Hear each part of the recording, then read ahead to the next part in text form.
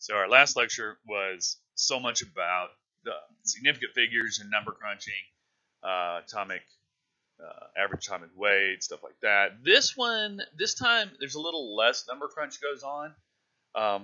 You do have to wrestle the positives and negatives a little bit, and I'm sure y'all are up to that. So, but this one's a lot more fun, I think, with trying to figure out individual chemical formulas and such like. So I'm going to claim over and over again that the periodic table is the best cheat sheet in all of chemistry. So it's going to do so many things to help you along the way. Now, not this periodic table. This one is, well, it's an English version of one of the first of the periodic tables. And so when Mendeleev was first putting this thing together, he was seeing what we called periodic trends. The idea is that he was seeing properties repeated over and over again with heavier and heavier elements in what he called periods, where you've got a period that does this, and then it repeats in another period, and it does it again, and it repeats in another period, and it does it again. Unfortunately, Mendeleev was originally looking at it as if the mass was what's controlling things. And we don't do it that way now, but just know that there are multiple ways to arrange periodic tables, that what you see hanging on the wall in a chemistry department is not the only way to do it, and hopefully I will have up in my office for you to see if you are interested in seeing a different version of a periodic table.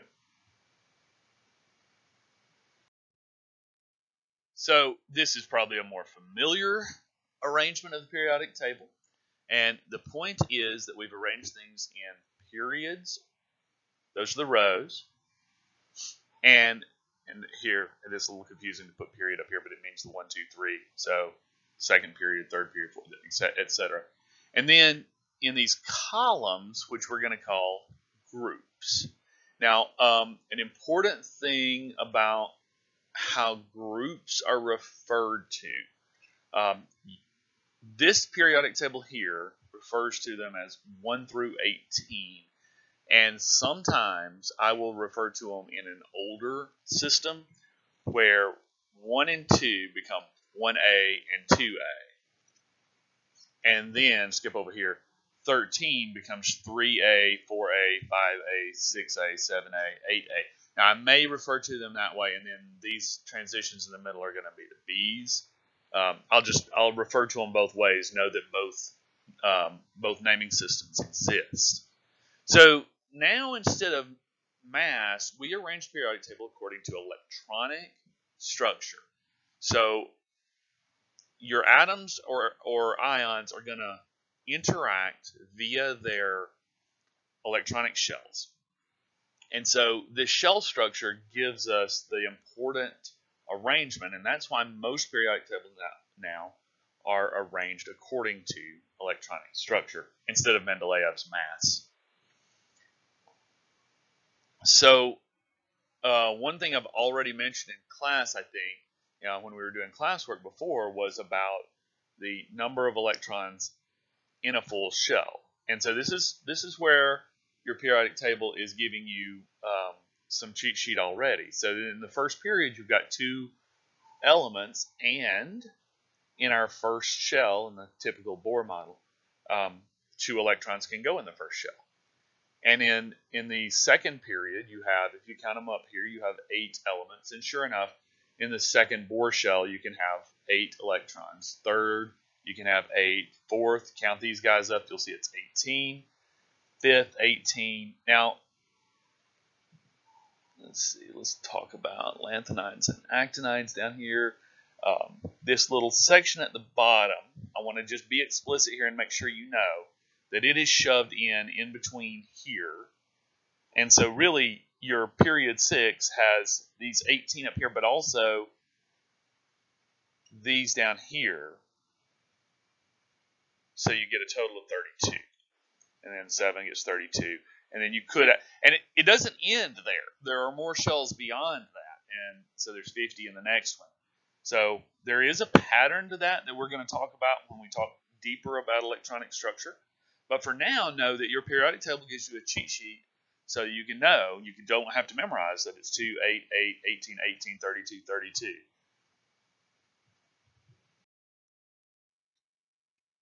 Okay, and then we're gonna talk a bit about the sides of the table. This is going to become even more important when we get to electronegativity and polarity of the molecules. For now, though, we're going to keep it fairly simple, and we're going to talk about one side of the table, the left side, these guys here, and I'm going to come back to, I'm circling this in a non-precise way on purpose, because this is not precise how this works.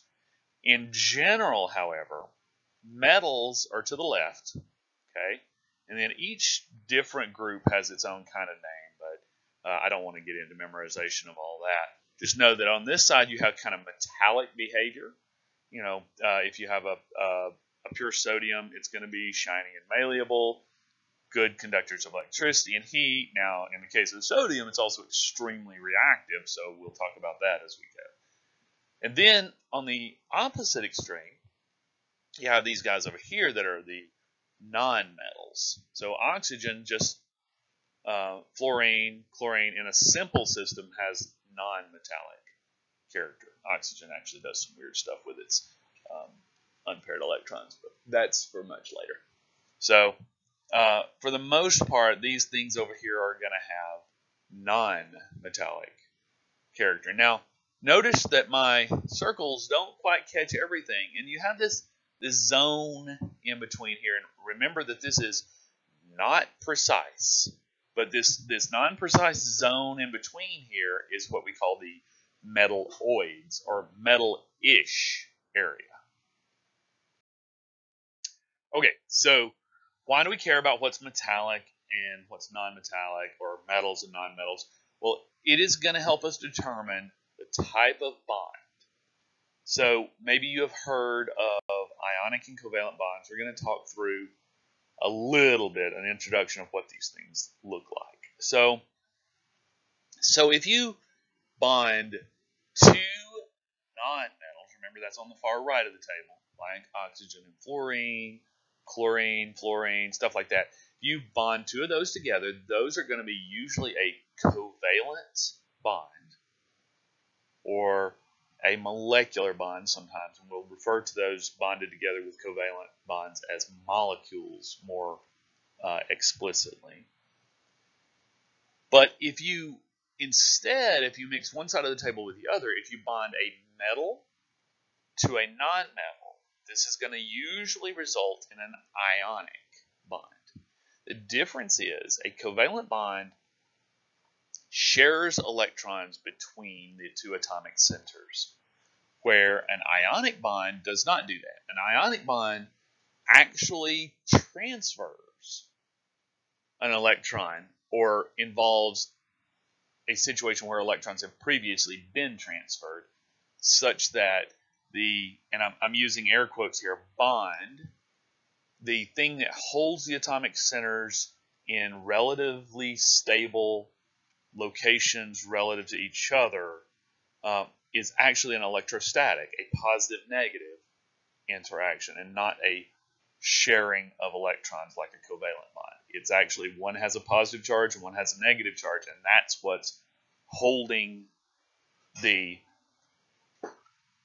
ions in relatively rigid positions compared to each other. Now, we don't deal very clearly within in Gen Chem the idea of a metallic bond, but I just wanted to kind of complete the thing, because we know if we do bond non-metals together, it's probably going to be covalent, and if we do metal and non-metal, it's probably going to be ionic. Well, that kind of leaves a big gap of bonding metals, and what we do is we call that a metallic bond. And in upper level chemistries, we talk more about it, but this is the idea that the valence electrons start to become shared across multiple atomic centers. Or to put it in an analogy, I talk about that nonmetals bonded together covalently are sharing the electrons, and metals and nonmetals are not sharing. You just have the electrons are residing more on one of the atomic centers than the other. For metallic bonds, think of the atomic centers as like a village, and the electrons are loose running around the village, all as a little middle schooler gang. So they're loose in more than just two atomic centers. It's called bands. And then I wanted to point out that hydrogen does weird stuff. Okay, some periodic tables actually put hydrogen in group 7A, or on your periodic table it would be group 17. It looks weird when you do that, but there's some reasons that you might put it there. You can also put it in group 1, and it kind of goes both ways. So we'll talk more about that later on. But one of the places where it does do the character of group 17 is in that cell phone that you would likely have in your pocket right now. Now, just note that all of this stuff that we're talking about is a vast oversimplification. We're going to talk more about bond types later on when we get to molecular shapes and dipole moments and molecular polarity. So that's coming. But for now, this is a major oversimplification that will get us through for a while. Now, y'all know I'm not big on memorization, but do memorize this little part at the top, that metals and nonmetals make an ionic bond, and nonmetals are going to make a covalent bond. That's important for us to get through the first part. Chemistry has this problem of kind of a catch-22. You need one thing to do another thing, but then you need that second thing really to do the first thing well. This is just our way to try to get through until we can get to some of the more complicated stuff later.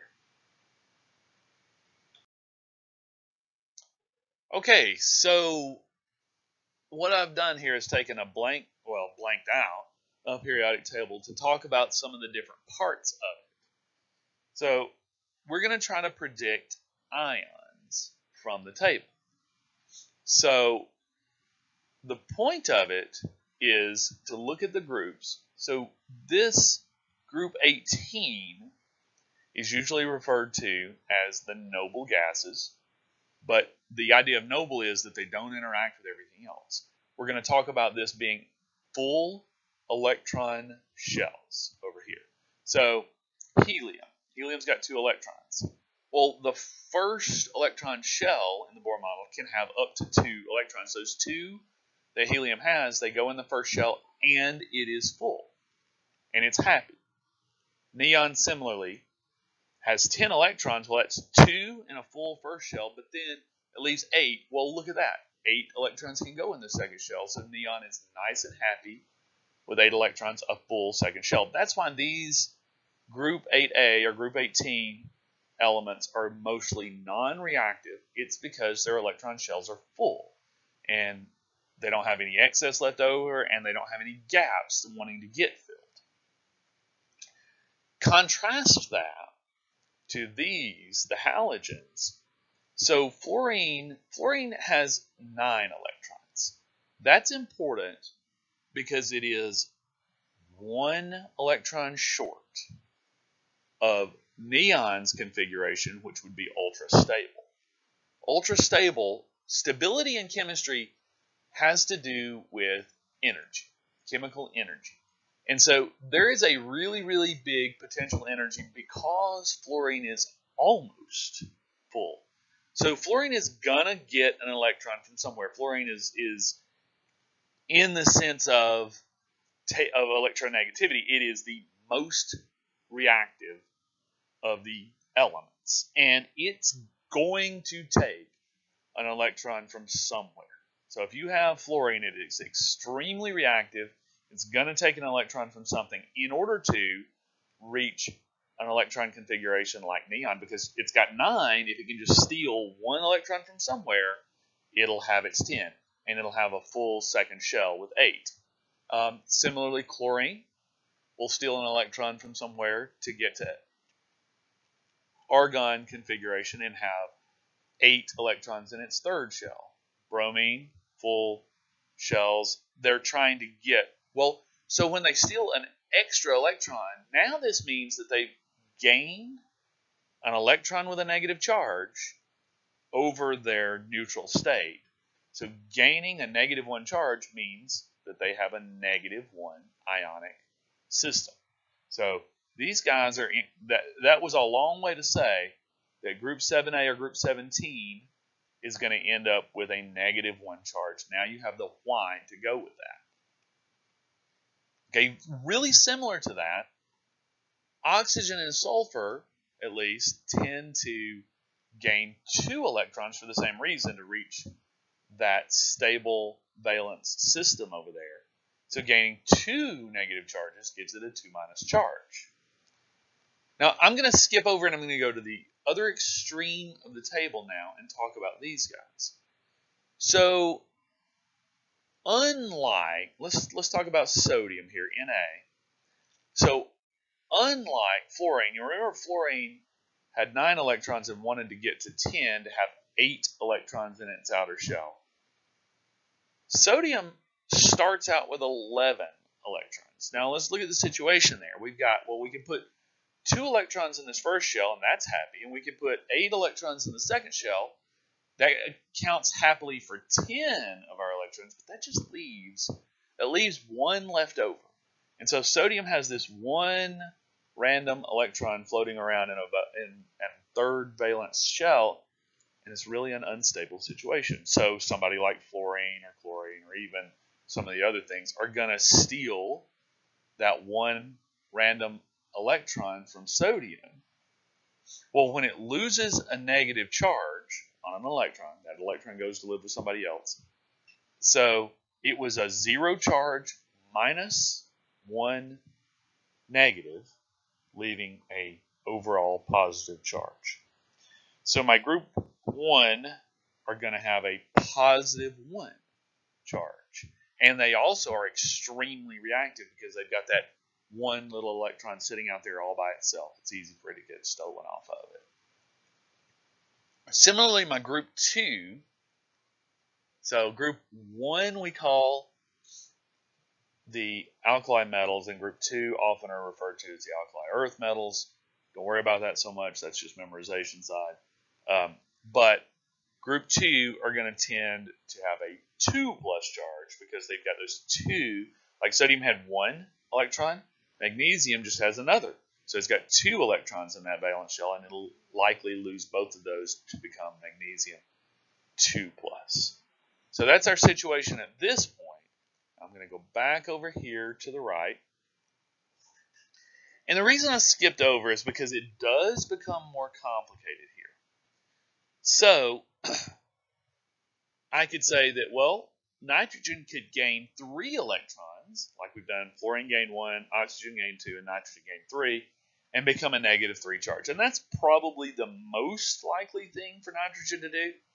But, we could have counted from the other side, and we could have said 1, 2, 3, 4, 5. Maybe nitrogen is likely to become 5+. So it turns out that is actually also a possibility. Nitrogen is a little more likely to go to 3- than it is to go to 5+, but both can happen. So just be aware that that's coming, that if I call something a nitride, anytime I add that IDE ending, I hope you read about that in your textbook, anytime I change like fluorine to fluoride, IDE, that means that it's just the negative version. And oxygen to oxide, that's -2. And nitrogen to nitride, I'm telling you with the wording there that it's going to become nitrogen 3-. But know that it could have gone the other way. Now, once we get to carbon and these guys over here, yeah, carbon could go carbide 4-, but it could also go 4+, counting from the other side. And carbon gets even weirder because it can actually have 3+, 2+, plus 1.5. It's going to get really complicated when we start talking about carbon. Now, in group 3A or 13, I left boron off for a reason. It gets a little complicated. But aluminum is the one from group 13 that we care about, and you can call it a 3+.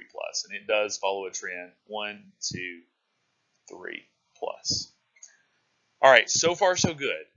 Notice, though, if I go 1+, 2+, and then skip way over here for 3+, wait a minute.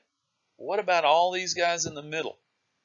All right, those are called the transition metals. I can tell you that sodium is likely to be 1+, magnesium 2+, and aluminum 3+. But anything in between here, at least for now until you get to upper level chemistries, we're going to say, oh, well, I don't know. That could be multiple different things. And so, let's see. Chromium here could be chromium 3+, but it could also be chromium 6+. Iron could be ferrous iron and 2+, or ferric iron and 3+. A lot of these have multiple different states. Well, I need a system to tell you, and we'll have one that where we put a Roman numeral with it. So if I have chromium, right, then it'll either be, change this to a righty thing here. It'll either say chromium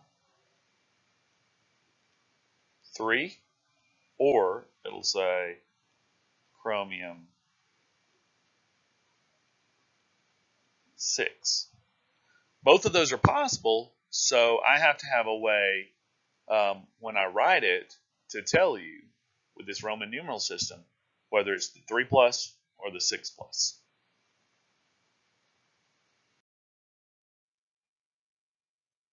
Okay, so here, and it looks like my animation might not be perfect. I'll have to clean that up later. But we're going to talk about the ionization process and what's going to happen.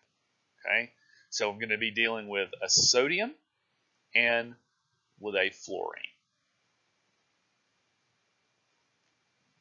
So we know that sodium, from its position on the periodic table and its atomic number, has to have 11 protons. It's sodium, it's got 11 protons.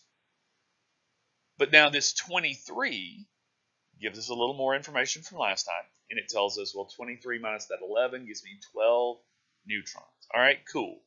So my sodium has 11 protons and it has 12 neutrons in its nucleus. Similarly, over here, my fluorine 19, what does it tell us? Well, let's see. We know it's got to have 9 protons because it's fluorine. That leaves 10 neutrons. All right, cool. So that's what's in the nucleus of fluorine 19. Now look at the charges. In the nucleus, we have 11 positive charges. And in the fluorine nucleus, we have 9 positive charges. So for a neutral atom, it would also have that many electrons to balance that out. Well, let's see. Where can I put 11 different electrons for sodium? So, and where can I put them? The shells are there around them. So let's see. There are 2 spots in that first shell. There are 8 spots in that second shell. There are 8 spots in the third shell. So let's see. I need 11. Oh, I'm sorry. I'm going to put all those shells over in the fluorine too. All right. Now I'm going to start populating the shells on the sodium. So I can put my first electron there in the first shell, and I can put a second one. But now I'm out of space in the second shell. I've only done 2 of my 11 electrons so far, so now I have to jump out to the second shell to start putting electrons in it. And I can put 8 around the second shell there. Let's see. Now, 2 plus 8, so I've used 10 electrons so far, but I needed a place to put 11. I've got to go out one more. So that puts this 11th electron sitting out here in a shell all by itself. All right, we're going to do the same thing with fluorine. Let's see, but this time we've only got 9. They're supposed to be purple. That's what's wrong. So y'all ignore the blue electron. It does not exist. So there are my first 2. And then 7 more. If, remember this doesn't exist, if we had a blue electron to stick in here, that would make it a nice, clean, full shell, right? So I guess I'm kind of preempting here. Hey, there's a blue electron right there that we could steal. So let's do that. Let's steal that blue electron. So it comes over here and gets in fluorine's electron shells. Now wait. So because we lost that electron, that leaves the sodium, let's see, 11 positive charges, but now only 10 -1 charges. So that leaves a net 1+. That's why we say sodium has a 1+ charge. Because we put that blue electron in over here, now fluorine has more negatives than it does positives. So we're going to say that it has a net -1 charge, or negative. All right, so that's how ionization works. All right, just a quick slide to stick in here to say I acknowledge there is a difference between molecule and formula unit. Technically, molecule should only apply if I'm dealing with covalently bonded systems. I'm probably going to be less than perfect about my usage there, just because I don't want to confuse things. If I refer to lithium fluoride molecule, that's technically not correct. I should say lithium fluoride formula unit. We'll get to that a little when we talk about crystal lattice systems at the very end. But if you use molecule to describe sodium chloride molecule, I'm going to be okay with that. It's technically not correct, but I'm not going to make a big deal of it.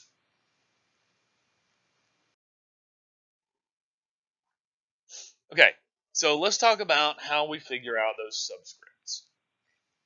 The subscripts are all about charge balance in ionic compounds. Not so much in covalent. We'll get to that later. But for ionic compounds, so a metal and a nonmetal, we're going to look at those overall charges and we're going to balance them out, because a formula unit should have a net 0 charge for now. Later on it won't, but for now it's going to have a net 0 charge. So let's see, lithium and fluorine. Well, if I have one lithium with a +1 charge and I have one fluorine with a -1 charge, what's going to happen to their overall charges? So this 1+ is going to see this 1-, and that's going to basically cancel any overall charge out for a net 0 charge. Well, that's good. And so we will say that Li1F1 is the ionic formula for lithium fluoride. Now, we don't usually write the ones, and so LiF just means Li1F1. Okay? So far, so good. But let's see, if I try to do the same thing with lithium oxide now, does this work? Well, it does not work, because while lithium and fluorine had the same magnitude, 1 charge, in this case it's not. You've got a +1, but you've got a 2-. So that doesn't work. So what do we need to do? Well, let's see. If we look at that charge system there, right, we've got 2 negatives and only 1+. What if we had another lithium 1+ to go with it? So we've got Li, O. Let's see, we've got 2 negative on the oxygen, and then we've got 2 separate 1+ on the lithiums. Yes, that works. LiO is lithium oxide. However, we usually combine those together and say Li2O. So Li2O is lithium oxide. And then, now let's look at, I'm going to do this another way. So there are several different ways to approach this. I'm going to look down here at aluminum oxide. All right, well, aluminum is the one in group 3 that I told you you could be confident of. And it's going to have a 3+ charge on it. And oxygen is going to have a 2- charge. Well, let me see. If I have a 3+ and a 2-, Am I balanced? Uh-oh, I'm not. I have too much positive. Well, fine. If I've got too much positive, I'm going to add some more negative. So I'm going to add another oxygen. Okay, well, now, let's see. Now I have a 3 plus, and I've got a 2 minus, a 2 minus. Oh, that's 4 minus. Now I've got too much negative charge. Well, let's add on the positive side. Okay, now I've got 2 of each. Let's see. I've got 3 plus, 6 plus, and I've got 2 minus, 4 minus. Nope, still not balanced. I got too much pluses. Add another minus.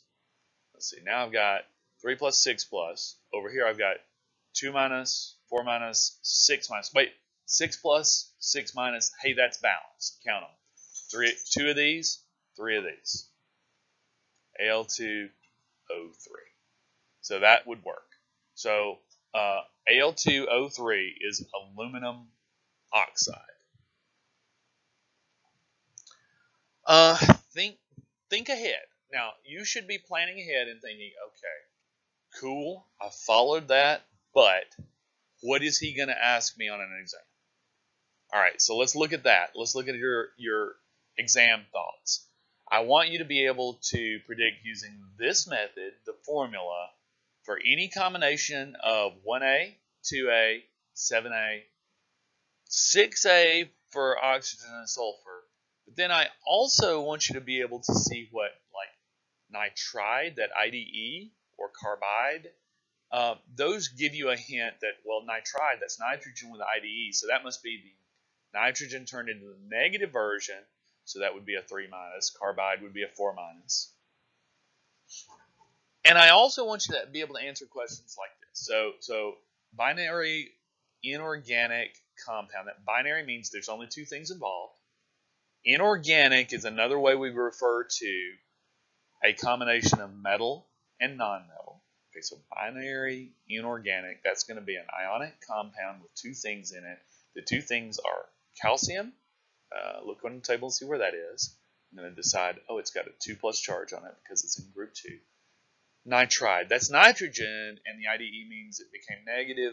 That means if nitrogen becomes negative, I'm going to call it 3 minus. So I've got a calcium 2 plus and a nitride 3 minus. That must be C. Oh, let me change this to right. Let's see. So that means calcium 2 plus, nitrogen 3 minus. Oh, okay. So I should be able to change this to highlight real quick.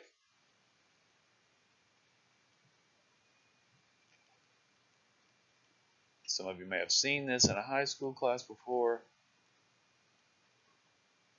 Cross it over. Now I'm going to claim that it doesn't always work. I'll talk about when it doesn't. But calcium 3 N2 is your formula for calcium nitride. This crossing method will work. It's just a kind of a shortcut. Over here, what we talked about on the left side is the real way you should be balancing it. But this will work as long as you don't have an overall net charge on an ion or on a polyatomic ion, or if you have a 2 plus and a 2 minus, please don't tell me that it's Ca2O2. Reduce that to CaO. That's one of the conditions where it might not work. All right.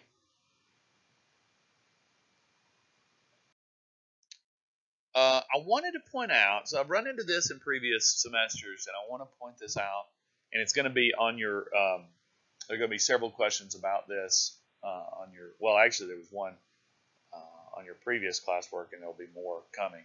So if I put a 2, well, you already know if I put a superscript now, that's going to indicate charge.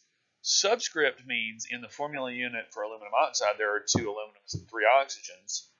Now, if I put a big 2 out in front, we call this a coefficient, it applies to everything in it. It is as if there's an implied parentheses around the whole formula unit. There are 2 aluminum oxide formula units. That means a total of 4 aluminums and 6 oxygens. I just wanted to be explicit about the meaning of the coefficient there. It'll become important when we start balancing equations. Okay, transition metals. Now, these are those in the middle. I was talking about chromium earlier. Iron is also one. Anything in the middle. I'm going to need to give you a Roman numeral specifying what the oxidation state is. As far as we are concerned in general chemistry, the transition metals will always have a positive charge, and that positive charge will be how the magnitude of that positive charge will be specified by the Roman numeral. So if I say Fe2, that's iron 2 plus. If I see Fe3, that is iron 3 plus. So you might have two different questions. Iron 2 combined with fluoride, that'll give you Fe-F2, whereas iron 3 combined with fluoride would give you Fe-F3. Or if we have iron 2 combined with oxide, right, then that's FeO or Fe1O1. Whereas if we have ferric iron, iron 3 plus oxide, that'll give you Fe2O3. Exam thoughts on this. Let's see. Could be anything in the transition block, and that, by the way, does include the F block elements that are stuck off by themselves down at the bottom. So uranium would be an example where you're going to need the Roman numerals. Manganese. Manganese has got a herd of different oxidation states. 2 plus, 4 plus, 7 plus are the most common. There's 5, there's 3, there's a whole bunch of different oxidation states for manganese. So it's a favorite to use. Copper, we're going to do some in lab. Iron is a good one, chromium. So there are many, many more of these. Okay, so table 2.5 in your text has a list of polyatomic ions. So you could memorize these if you want to. I would instead recommend that you write them on your cheat sheet. You're going to accidentally memorize a bunch of these because I'm going to use certain ones over and over again. Let's see. Some of my favorites were ammonium, I should say. Ammonium is going to be NH4 plus. Ammonia is NH3 with no charge on it. But if you put an extra hydrogen on it, make it a +1. The reason that one comes up a lot is because it's one of the few that I can use a positive polyatomic cation. Hydronium is going to be really important when we get to the acid-base systems. Let's see, hydroxide similarly when we get to acid and base is going to be really important. Acetate, you'll see when we start talking about acetate. I may write it a little differently, but CH3COO, there's a negative charge there that I'm going to erase that because I just covered it up. Try that again. Be a little more careful with my circling. So acetate is another good one. You'll see it often. Cyanide, yes, that kind of cyanide. Carbonate. Carbonate is one of my favorites, and that's because of limestone, because I'm a geologist. So carbonate and bicarb, you're probably going to see in a lot of my questions. Nitrate versus nitrite. Sulfate. Try not to circle all of them.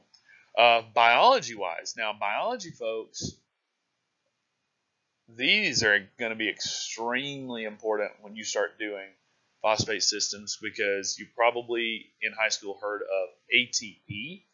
ATP stands for adenosine triphosphate. So those PO4 3 minuses are the P's in ATPs. So find you a list. Either memorize it, I don't recommend that, or put it on your cheat sheet. I do recommend that, so that you can have access to these when I say, whoa, what's going to be the formula for calcium carbonate? And you're going to say, oh, calcium's got a 2+.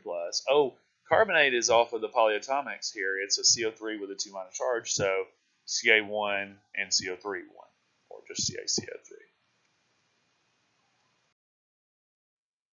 All right, well let's do some predicting with these. So what does it look like? So what does this tell me? It tells me that it's going to be a uranium with a 3+ charge on it, and sulfate. Sometimes I'll put the parentheses. Has a 2- charge on it. So that means in order to balance charges, I'm going to, and if you have trouble doing this, we're going to practice some in class, but basically you're going to say to balance these out, I'm going to need 2 of those uranium 3+ to balance 3 of these sulfates that have a 2- charge on them. So this would be my formula for uranium 2 or uranium 3 sulfate. For uranium 6 sulfate, what are we going to need? Let's see. Well, I could get away with just a single uranium 6+ with, let's see, if each of these sulfates comes with a 2- charge, then if I have 3 of them, it would tell me, oh, I have 6-. Okay, cool. So I could predict that U2 SO4 sub 3 is uranium 3 sulfate, or U SO4 sub 3 is uranium 6 sulfate. Both of these species do exist.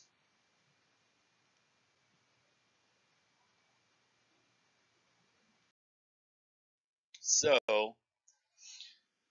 make sure you've read about chemical nomenclature and how it works. So we're talking about binary compounds, meaning there are 2 things in the compound, or there are polyatomics.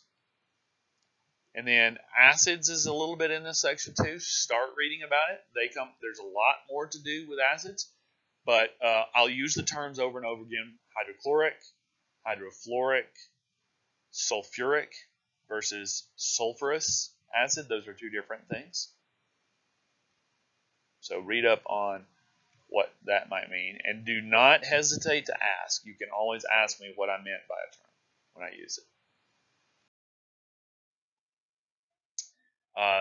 This is that IDE ending I was talking about. Here it is spelled out on the slide for you. So it has to be an anion. That means negatively charged. Cation means positively charged. So if we look down here, for this guy, well, now, if I want you to name this, how could I go about naming that? Let's see. Usually we put the cation first, so my iron is going to be my positive charge, and then my oxygen must have a negative charge on it.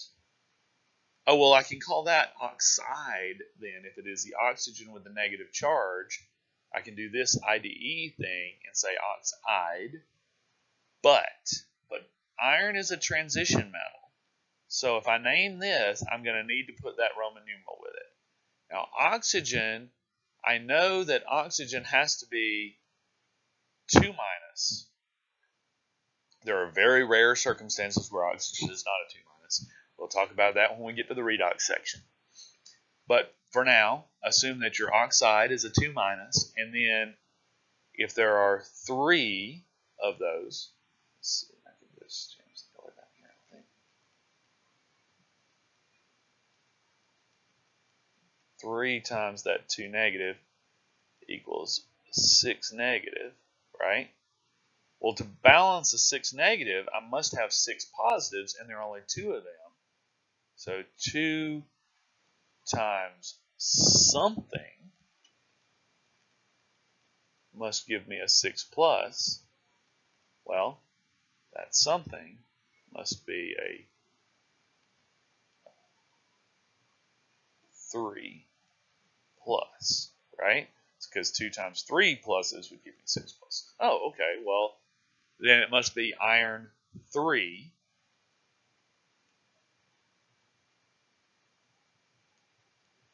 oxide. So that's how you would name Fe2O3. All right. Homework for next time. Watch the next video, lecture 4, And then, so reading. All right, so make sure now that you have read all of the stuff in Chapter 2. Okay? Remember, and I included that, exercises there. Remember, if you want extra practice, there are exercises in your textbook. I believe you have access to, it's probably the odd ones because that's the norm. It's either the odd or the even ones. You have access to like half of the answers on them. And if you're practicing these, of course, I have access to the other half. Come ask. If you're like, ooh, that one would have been harder, so try it and come and ask me if you got it right, and I can help you look that up. So also now we need to start reading in through Chapter 3, and we're going to do empirical formulas and formula mass and moles, molar mass. That's the next big thing. So see you in class.